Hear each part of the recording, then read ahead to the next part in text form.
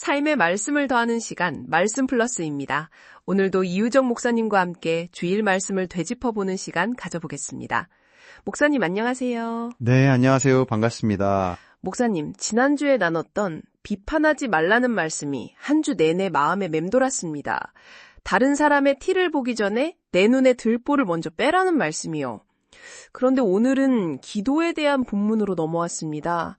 비판과 기도. 이 두 주제가 어떻게 연결되는 건가요? 네, 아주 긴밀하게 연결되어 있습니다. 말씀대로 살려고 결심하지만 막상 현실에서는 우리 힘만으로 불가능하다는 것을 금방 깨닫게 되죠. 비판하지 않겠다고 다짐하고 돌아서는 순간 또 누군가의 단점이 보이고 어느새 날카로운 말이 튀어나옵니다. 바로 그 무력감과 한계의 자리에서 우리는 하나님의 도우심을 구하는 기도의 자리로 나아가야 합니다. 그래서 주님께서는 비판에 대한 가르침 바로 뒤에 기도하라고 가르치시는 것입니다. 내 힘으로 안 된다는 것을 깨닫는 것이 기도의 시작점이 될 수 있다는 말씀이시군요. 오늘 설교에서 영화 브루스 올마이티를 외로 들어주신 것이 아주 인상 깊었어요. 네, 아주 오래된 코미디 영화죠. 하나님의 능력을 잠시 받게 된 주인공 브루스가 세상의 모든 기도에 무조건 예스라고 응답해 버리죠. 그 결과 세상은 완전한 대혼란에 빠집니다. 맞아요. 수많은 사람이 동시에 로또에 당첨돼서 1등 당첨금이 몇 푼 안 되는 장면이 기억에 남습니다. 설교를 들으면서 혹시 나도 내 기도에 예스 버튼만 눌러주는 그런 하나님을 바라고 있었나? 하고 스스로 돌아보게 됐습니다. 네, 많은 분들이 공감하는 지점일 겁니다. 우리는 종종 하나님을 소원을 들어주는 자판기처럼 여길 때가 있습니다. 하지만 하나님은 사랑과 지혜가 없는 기계가 아니시죠.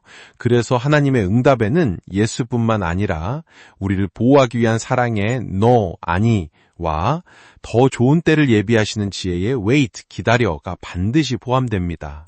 그 노와 웨이트 때문에 저희는 가슴을 치며 답답해할 때가 많지만요. 솔직히 저도 오랫동안 기도했는데 아무런 응답이 없는 것처럼 느껴질 때 하나님이 내 기도를 듣고는 계실까 하는 생각에 낙심했던 적이 많거든요. 네, 물론입니다. 인간적으로는 너무나 당연한 감정이죠. 하지만 성경을 보면 그 노와 웨이트가 얼마나 큰 사랑이었는지 깨닫게 될 때가 많습니다. 사도 바울은 자신의 육체의 가시를 없애달라고 3번이나 간절히 기도했지만 하나님의 응답은 노였습니다. 대신 내 은혜가 내게 족하다 하는 더 깊은 영적 원리를 깨닫게 하셨죠. 요셉이 억울한 감옥살이를 했던 그 기나긴 웨이트의 시간은 그를 한 나라의 총리로 세우시기 위한 하나님의 준비 기간이었고요. 이처럼 하나님의 거절과 침묵은 우리를 향한 더 깊은 사랑과 계획이 숨겨진 또 다른 형태의 응답이라는 믿음이 필요합니다. 그렇군요. 그 믿음을 가지고 기도하는 구체적인 방법으로 오늘 본문인 마태복음 7장 7절에 구하고 찾고 두드리라는 3가지 동사를 강조해 주셨습니다. 네, 이 3가지는 단순히 같은 말을 반복하는 것이 아니라 기도의 깊이가 점차 심어야 되는 것을 보여줍니다. 먼저 구하라, ask는 어린아이가 부모에게 필요한 것을 솔직하게 말하듯 우리의 소원을 정직하게 아뢰는 가장 기본적인 기도의 단계입니다. 그럼 찾으라는 거기서 더 나아가는 건가요? 찾으라는 좀 더 능동적인 자세를 의미합니다. 그저 감나무 밑에서 감 떨어지기만 기다리는 게 아니라 내 삶을 향한 하나님의 뜻이 무엇인지 적극적으로 탐색하는 모든 노력이 바로 찾는 기도입니다. 예를 들어 새로운 직장을 구하며 기도한다면 무작정 기도만 하는 것이 아니라 하나님의 뜻을 분별하기 위해 말씀을 묵상하고 믿음의 선배나 공동체의 조언을 구하며 함께 기도하고 관련된 분야를 공부하며 스스로를 준비시키는 모든 과정이 바로 찾는 기도에 포함되는 것입니다. 마지막으로 두드리라는 가장 간절한 모습 같아 보입니다. 맞습니다. 두드리라는 것은 때로는 하나님의 응답이 더디게 느껴지고 문제 해결의 실마리가 전혀 보이지 않는 상황에서도 포기하지 않고 믿음으로 계속해서 하나님 나라의 문을 두드리는 끈질긴 행동을 나타냅니다. 중요한 것은 이 모든 과정이 결코 헛되지 않을 것이라는 8절의 약속입니다. 정말 이 약속을 믿고 기도하고 싶은데 때로는 정말 내 기도가 응답받을 수 있을까 하는 의심이 스멀스멀 올라올 때가 있습니다. 우리가 기도의 응답을 확신할 수 있는 근거는 대체 어디서 찾을 수 있는가요? 그 근거는 나의 열심이나 자격이 아닌 하나님과 우리의 관계에서 찾을 수 있습니다. 예수님께서 아주 일상적인 비유를 들어주시죠. 너희 중에 누가 아들이 떡을 달라는데 돌을 주며 생선을 달라는데 뱀을 줄 사람이 있겠느냐. 아, 그렇군요. 확신의 근거는 나의 경험이 아니라 하나님의 성품이군요. 그렇다면 하나님께서 우리에게 주시는 그 좋은 것이란 구체적으로 무엇일까요? 제가 간절히 원하는 바로 그것. 예를 들면 건강이나 재물, 문제 해결 같은 것들이요. 물론 하나님은 우리에게 그런 것들도 허락하십니다. 하지만 성경이 말하는 가장 궁극적인 좋은 것은 그것들을 넘어섭니다. 마태복음과 동일한 사건을 기록한 누가복음 11장을 보면 예수님은 이 좋은 것이 바로 성령이라고 구체적으로 지목하십니다. 성령님이요? 네. 생각해보면 당연하죠.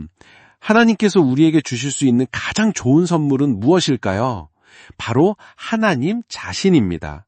우리 안에 오셔서 우리를 진리 가운데로 인도하시고 위로하시고 세상을 이길 힘을 주시는 성령 하나님이야말로 우리에게 가장 좋은 선물인 것입니다.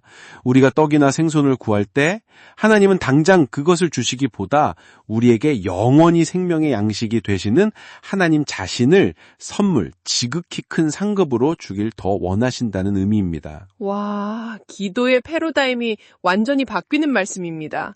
내가 원하는 것을 얻어내는 기술이 기도가 아니라 하나님 자신을 선물, 지극히 큰 상급으로 받는 그분과 깊이 교제하는 과정이라는 것이군요. 바로 그겁니다. 성령님이 우리와 함께 하실 때 우리는 우리를 가로막는 현실이라는 거대한 벽 앞에서 절망하거나 타협하지 않을 힘을 얻게 됩니다.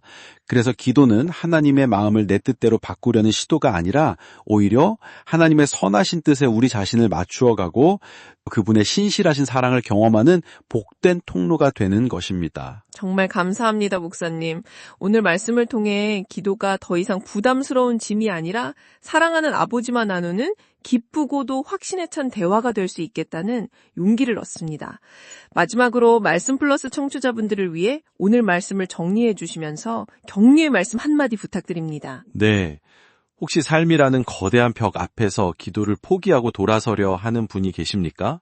답이 없어 보이고 길이 막힌 것 같고 문이 굳게 닫힌 것 같으신가요?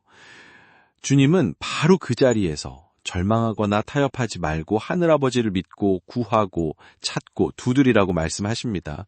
우리의 확신은 우리의 자격이 아닌 악한 자라도 다시에게 좋은 것을 줄 알거든 하물며 라고 말씀하신 아버지의 선하심이 있습니다.